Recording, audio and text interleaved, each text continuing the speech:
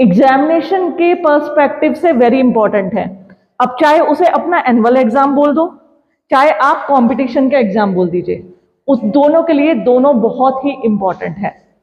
सबसे पहले एक जहन में वर्ड आता है सोशियोलॉजी, जिसे हिंदी में बोलते हैं समाजशास्त्र। जैसे कि मैंने बताया था, इसका मोटे मोटे शब्दों में अर्थ हुआ है समाज का वैज्ञानिक तरीके से अध्ययन। समाज का वैज्ञानिक तरीके से अध्ययन। मैंने बताया था समाजशास्त्र दो शब्दों से मिलकर बना है, समाज प्लस शास्त्र, सोशस प्लस लॉगस। समाजशास्त्र, समाज सोसाइटी जिसमें हम सभी लोग रहते हैं, ठीक है, सोसाइटी। समाज के बारे में अगर मैं तुमसे बात करूं, तुम्हें पता है जहां भी कहीं जीवन है वहीं समाज है। मैकाइवर तथा पेज ने कहा था कि जहां कहीं जीवन है, जीवन इन द सेंस अगर हम किसी मुर्दा घर की बात करें तो उसे सोसाइटी नहीं कहेंगे। जहां कहीं जीवन है वहीं समाज है। अब तुम्हारे जहन में एक प्रश्न आता है कि जंगल में जो जंगली जानवर रहते हैं तो वहां पे उनके अंदर भी तो जीवन है, तो क्या उसे हम सोसाइटी कहेंगे? नहीं आया? आना चाहिए। सुनो मेरी बात, मेरी क्लास में बैठे हो तो अब सबसे पहले तुम्हारे जहन में प्रश्नों को घूमने शुरू कर देने चाहिए। आपको प्रश्न आने चाहिए, आपको प्रश्न सोचने चाहिए कि ऐसा क्यों है, ऐसा क्यों हुआ है। तो मैंने अभी अभी बोला, मैकाइवर तथा पेज ने बोला था कि जहां कहीं जीवन है वहीं समाज है। तो जीवन तो हमारे जैसे हमारी सोसाइटी जैसे टीरी है, बहुत सारे गांव बने हुए हैं, वहां है। लेकिन अगर हम गंभीरता से मंथन करें तो जो एक पेड़ पे पक्षी बैठे हैं वो भी तो जीवित पक्षी है, चहचहा रहे हैं। जंगल है, वहां पे जानवर हैं, वो एक दूसरे मतलब खाना खा रहे हैं, मतलब उनका हैबिटेट होता है एक तरह से, तो वो भी क्या समाज होगा? तो देखो, समाज मनुष्य तक सीमित है, सोसाइटी, क्योंकि मनुष्य संस्कृति का निर्माता है। ध्यान रखिएगा, पशुओं में संस्कृति नहीं होती। अब संस्कृति की क्या है? संस्कृति कल्चर। कल्चर क्या है? जो कल्चर हमारे में है और पशुओं में नहीं है, वास्तव में ये है संस्कृति सिर्फ मनुष्य। देखिए, हम आज अपने पैरों पे हाथ, बहुत से जानवर चार उस पे चलते हैं, ठीक है, हम अपनी गर्दन को घुमा सकते हैं, हम लिख सकते हैं, खाना बनाते हैं। क्या पशु ऐसा करते हैं? हाँ, चिड़िया अपनी चोंच से घोंसले की बुवाई भले ही कर लेती है, ठीक है, कुछ काम, तो उसको हम ये नहीं कहेंगे कि वो प्रॉपर सिविलाइज है। मनुष्य के पास संस्कृति है और मनुष्य के पास सभ्यता है। आज इन दोनों चीजों को मैं तुम्हें बताऊंगी कि क्यों हम समाजशास्त्र को पढ़ रहे हैं, क्यों हम सोसाइटी में ये सब कहते हैं कि मनुष्य ही सोसाइटी में रहता है। जानवर का भी तो जीवन है, पक्षियों का, और इवन समुद्र में तो अथाह जीवन है। आप जाके देखोगे तरह तरह की रंग बिरंगी मछलियां और बहुत सारी वेल और मतलब नंबर ऑफ जो समुद्री जीव हैं आपको मिल जाएंगे। तो उनको हम सोसाइटी क्यों नहीं बोलते, है ना? क्योंकि मैकाइवर पेज ने कहा था जहां कहीं जीवन है वहीं समाज है। ध्यान से रखना है, इसको नोट लिख कर लीजिए, बहुत इंपॉर्टेंट है। और देखिए, अब एग्जाम, सुनो मेरी बात, मैंने तुमसे लास्ट टाइम कहा था तुम रटना मत, तुम समझ के लिखना, ठीक है? कई बार एग्जाम में क्वेश्चन आता है और ऐसे प्रैक्टिकली क्वेश्चन आते हैं, जैसे मैकाइवर तथा पेज ने कहा है जहां कहीं जीवन है वहीं समाज है। इसको एक्सप्लेन करिए। आज मेरे से इस क्वेश्चन का आंसर सुनो तुम सब, और कल घर मुझे चेक मत कराना। आज अगर टाइम मिले तो घर जाके लिखने की कोशिश करना। कैसे, वो मैं बताऊंगी। तब मैकाइवर तथा पेज कहते हैं, मैकाइवर तथा पेज के अनुसार जहां कहीं जीवन है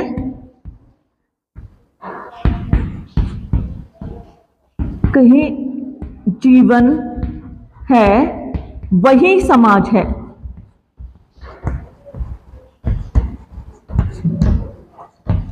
जहां कहीं जीवन है वही समाज है।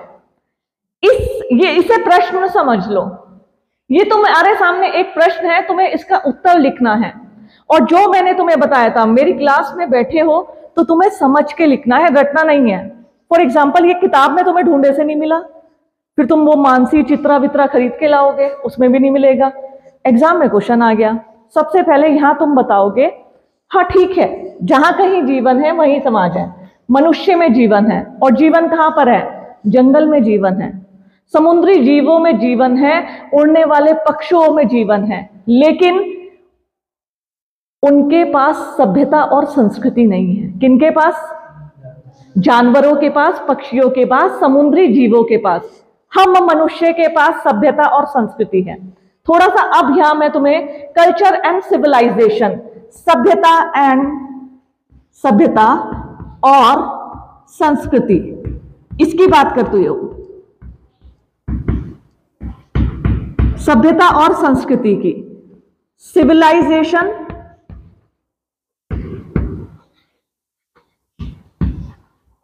एंड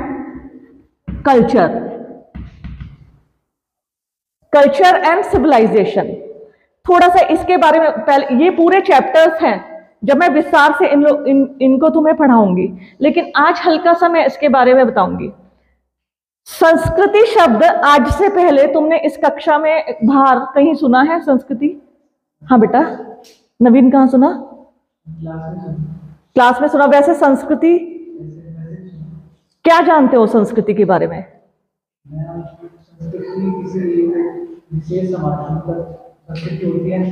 हाँ,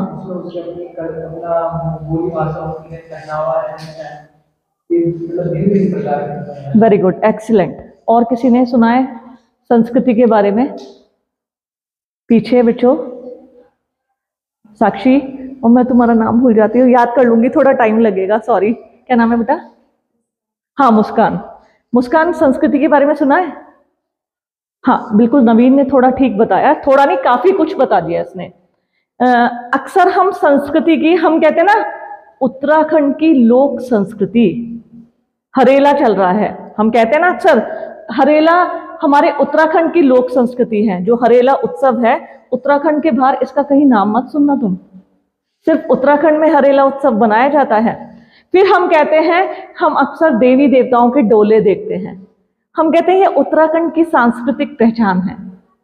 फिर हम कुमाऊनी पिछोड़ा और जैसे टिहरी की नथ, हम कहते हैं ये पार्ट ऑफ अवर कल्चर, हमारे संस्कृति के भाग हैं।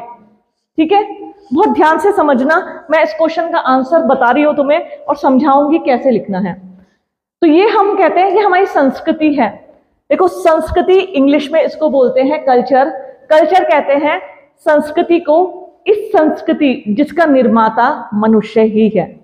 हम जो सभ्यता और संस्कृति, इन दोनों का निर्माण मनुष्य ने ही किया है। आज से हजारों करोड़ों वर्ष पूर्व ये हमारी पृथ्वी आग का दहकता हुआ गोला थी। फिर धीरे धीरे जब वो बारिश हुई और सब कुछ सामान्य हुआ, तो यहाँ पे एक इकाई से मनुष्य का जन्म हुआ, सेल से मनुष्य का जन्म माना जाता है। फिर उन्होंने बताया कि धीरे धीरे उनकी संख्या में वृद्धि हुई। शुरू में मनुष्य जंगलों में रहता था, घुमंतु जीवन यापन करता था, कोई घर नहीं था, कुछ नहीं था, किसी तरह का परिवार, विवाह, नातेदारी कुछ भी नहीं था। हम कई बार किन्हीं लोगों को कहते हैं ये जंगली हैं क्या, कहां से आए हैं, कितना तेज चिल्ला रहे हैं और कैसे खा रहे हैं। तो हम इन सब शब्दों का प्रयोग करते हैं क्योंकि हम जब सभ्यता और संस्कृति के विकास से पहले मनुष्य जंगलों में रहता था। धीरे धीरे फिर उसने क्या किया, जब जंगली जानवर आक्रमण करते थे तो मनुष्य ने उन्हें मारने के लिए औजारों को, पतले पतले औजार बनाए, मतलब पत्थर से।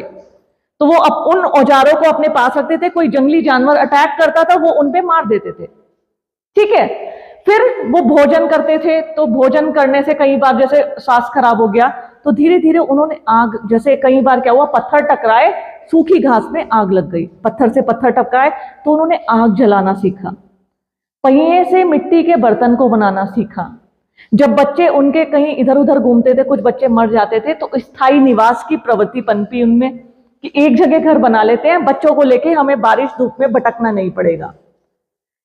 पशुओं को पालना सीखा, उन्होंने कहा गायें भैंस दूध देती हैं, उन पशुओं को उन्होंने कहा ये तो हमेशा काम आएंगे, हमारे बच्चों को दूध मिलता रहेगा। उन्होंने पशुओं को पालना सीखा। ठीक है, धीरे धीरे अपनी जरूरत के अनुसार जो आज तुम देख रहे हो इस धरा पर, चाहे हमारा मोबाइल फोन है, चाहे हमारी गाड़ी घोड़ा और ये सारे एरोप्लेन, पानी के जहाज, इन सब का निर्माता मनुष्य है। अपनी अपनी जैसी जरूरत पड़ती गई वैसे वैसे वो आविष्कार करता गया। पहले में हम हाथ की चक्की से गेहूं को पीसते थे, फिर मनुष्य ने कहा बड़ा टाइम लग जाता है महिलाओं को, पुरुष भी पूरा दिन चक्की में गेहूं पीसने में लग जाते थे। जैसे जैसे मनुष्य की आवश्यकताएं बढ़ी, उन्होंने आविष्कारों को किया। आविष्कार, मोटर, जैसे इलेक्ट्रिसिटी अस्तित्व में आई। ऐसा नहीं है इलेक्ट्रिसिटी भगवान ने दी है, ये मनुष्य ही इसका निर्माता है। हमारे उत्तराखंड के घराट इसका जीवंत उदाहरण है। हमारे घराट तो मतलब आज से कई 100 वर्ष पहले घराट बनने लगे थे। पानी से हमारी चक्कियां बनती थी, उनसे आटा पीसा जाता था, गेहूं पीसा जाता था। तो कहने का मतलब जैसे जैसे मनुष्य को आवश्यकताएं महसूस हुई, और आज हम देख रहे हैं एआई आ गया। कौन है एआई? कौन है एआई? साक्षी कौन है, पता है? हाँ, नवीन और इनसे बताया एआई। मुस्कान, एआई बताती हूं मैं, नवीन ने बता दिया एआई। आजकल एआई आ गया, इसने तो सबके काम अपने पास लेते जा रहा है, सबके काम चुंबक की तरह खींचता जा रहा है एआई। एआई का मतलब है artificial intelligence. A stand for artificial. सबसे पहले बताओ, आर्टिफिशियल सुना है तुमने? आर्टिफिशियल सुना है तुमने? कई बार हम देखते हैं आम तो बड़े सुंदर है, वो कहे नहीं ये खाने के नहीं है, ये आर्टिफिशियल है, ये मिट्टी से बना के टांग रखे हैं कलर करके। हाँ, ये बाल असली नहीं है, नकली है।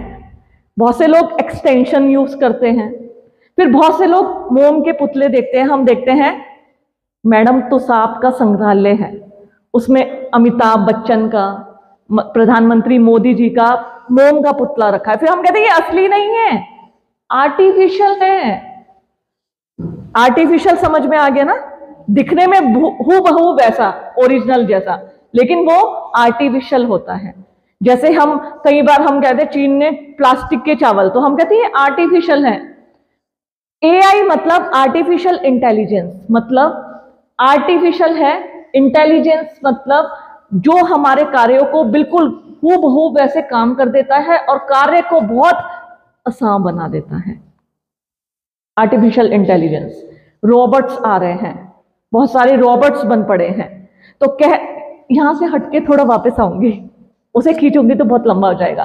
कहने का मतलब मनुष्य को जैसे जैसे महसूस हुआ, हम घर में मिक्सी का यूज करते हैं, फ्रिज का यूज करते हैं, जबकि गांव में ऐसा नहीं था पहले। लेकिन धीरे धीरे जैसे आवश्यकता महसूस हुई, मनुष्य ने अपने हिसाब से चीजों को बदलना शुरू कर दिया। तो मनुष्य के पास ये संस्कृति है। क्या जीव जंतुओं के पास ये संस्कृति है? समुद्री जीवों के पास, पक्षियों के पास कि खाना आज ऐसा करते हैं बिरयानी बना के खाते हैं? नहीं, बिल्कुल नहीं है।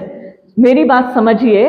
देखिए, मनुष्य ने अपने हिसाब से ही बोली बनाई, भाषाएं बनाई, लिखना सीखा, अपने हिसाब से बर्तनों को बनाया, अपने हिसाब से उन्हें रुपया, पैसा, मुद्रा का लेन देन बनाया।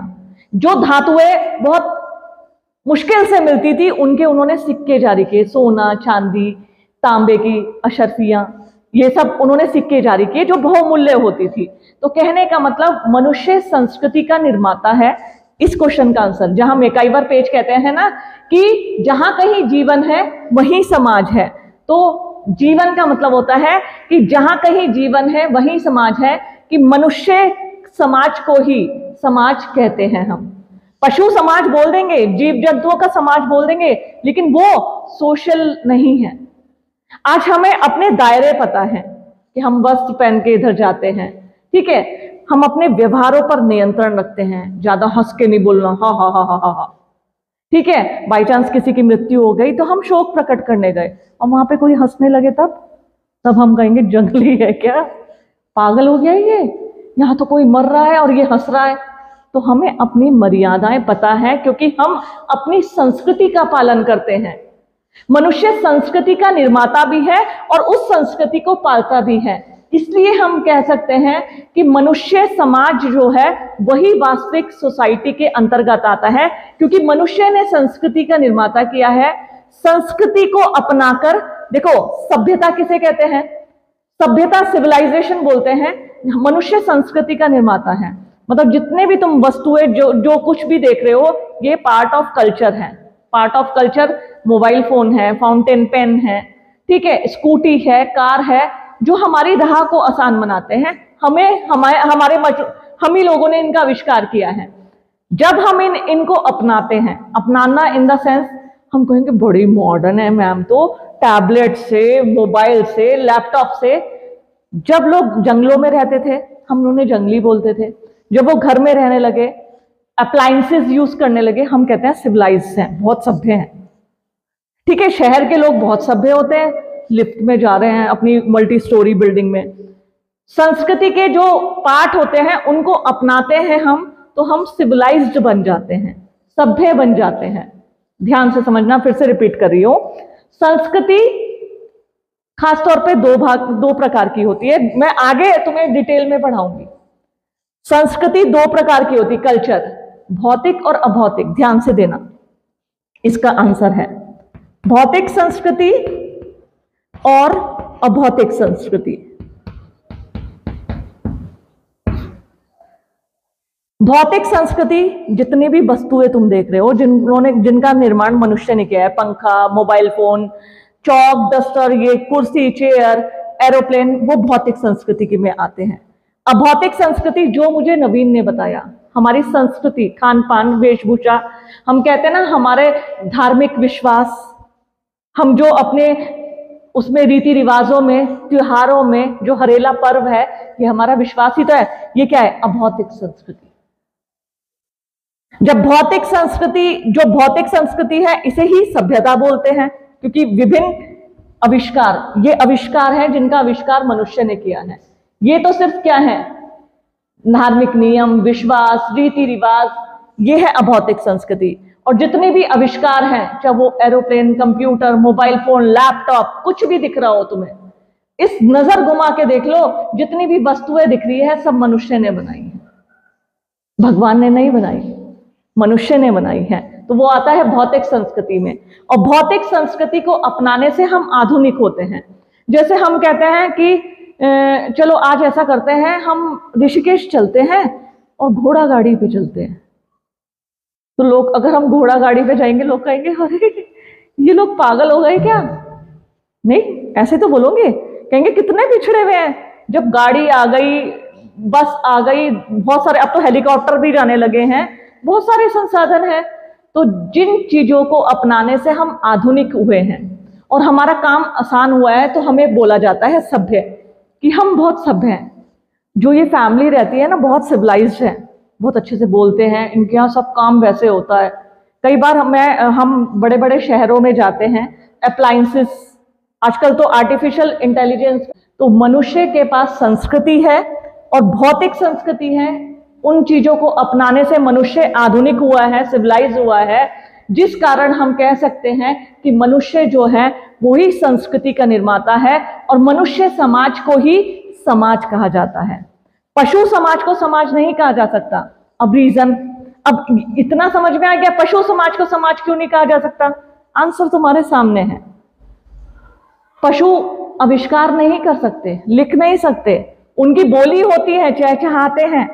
अगर, लेकिन एक बार सुनो, तुम कहो कि नहीं मनुष्य बोल सकता है, ये हमें सिखाया जाता है। आज कुछ ऐसे एग्जाम्पल है। एक अन्ना नाम का बच्चा था आंध्र प्रदेश में, बचपन में उसके माँ बाप, जब वो पैदा हुआ, उसे जंगल में छोड़ा है, जिसके ऊपर मोगली फिल्म बनी है। तो वो वास्तविक स्टोरी है आंध्र प्रदेश की। वो अन्ना उस बच्चे का नाम था, उसे भेड़ियों ने पाला, और जब उसको स्थानीय लोगों ने देखा तो वो भेड़िए की तरह, वो खड़ा नहीं हो सकता था हम लोगों की तरह, वो अपने हाथ पैर पे चलता था, वो भेड़ियों की तरह गुर्राता था, भेड़ियों के, वो अपने आप को फील करता था कि आई एम भेड़िया। तो कहने का मतलब, अगर हमें सिखाया ना जाए तो, अगर तुम सोचो, जब बच्चा घर में पैदा होता है तो माँ बाप उसे धीरे धीरे चम्मच से खिलाना, फिर उंगली पकड़ के चलना सिखाते हैं, कई बार गिरता है तो वो धीरे धीरे पकड़ के खड़ा होता है, फिर उसे उसकी माँ, घर में और लोग चलना सिखाते हैं हाथ पकड़ के 2 पैरों पे। अगर सिखाया ना जाए ना तो बच्चा वैसे ही चलेगा जानवरों की तरह। ये सिर्फ मनुष्य में है, पशुओं में नहीं है। संस्कृति का निर्माता मनुष्य है।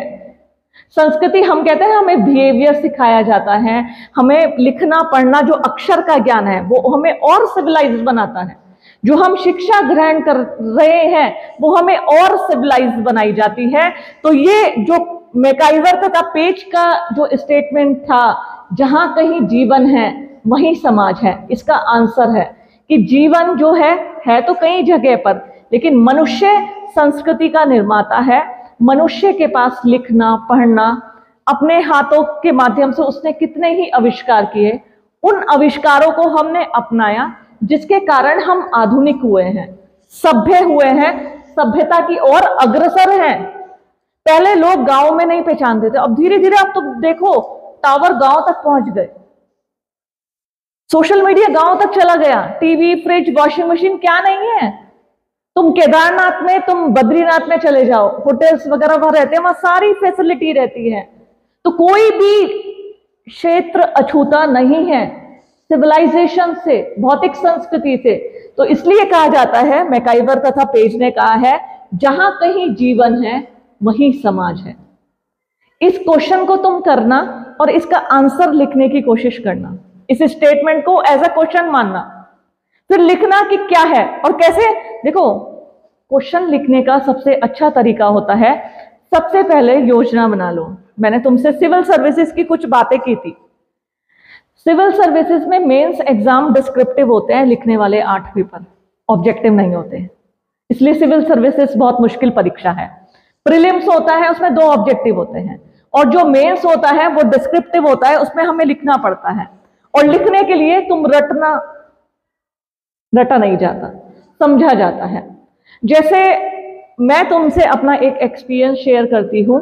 मेंस का एग्जाम था, इकोनॉमिक्स का पेपर था, डिस्क्रिप्टिव, और उसमें क्वेश्चन आया था कि मानसून जो है भारतीय किसान के साथ जुआ खेलता है, इसका 250 शब्दों में उत्तर बताइए।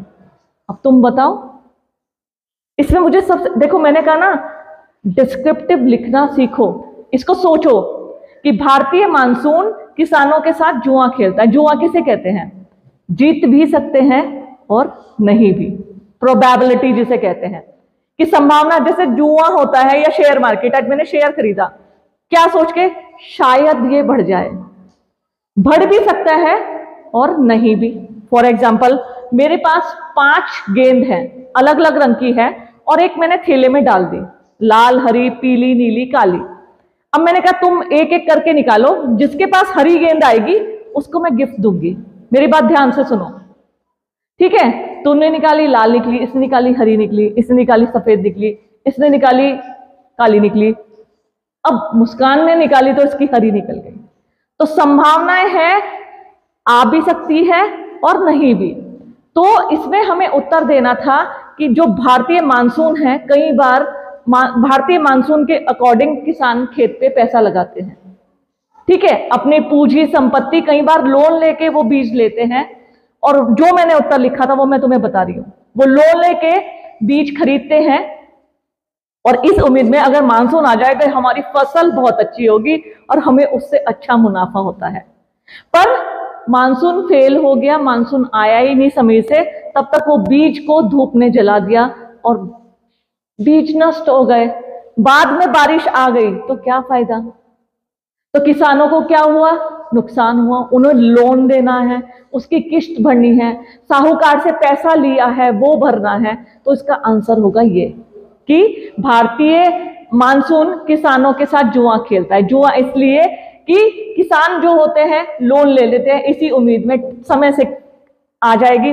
अब आप उत्तराखंड तो इसका ज्वलंत उदाहरण है, क्योंकि उत्तराखंड के किसान खेत जो हमारे स्टेप फार्मिंग होती है, सब जगह पानी वाले खेत नहीं होते, वह टोटली 99% बारिश के ऊपर खेत निर्भर करता है। बारिश आ जाएगी तो हमारे खेतों में अनाज हो जाएगा, बारिश नहीं आ जाएगी तो खेत बंजर हो जाते हैं।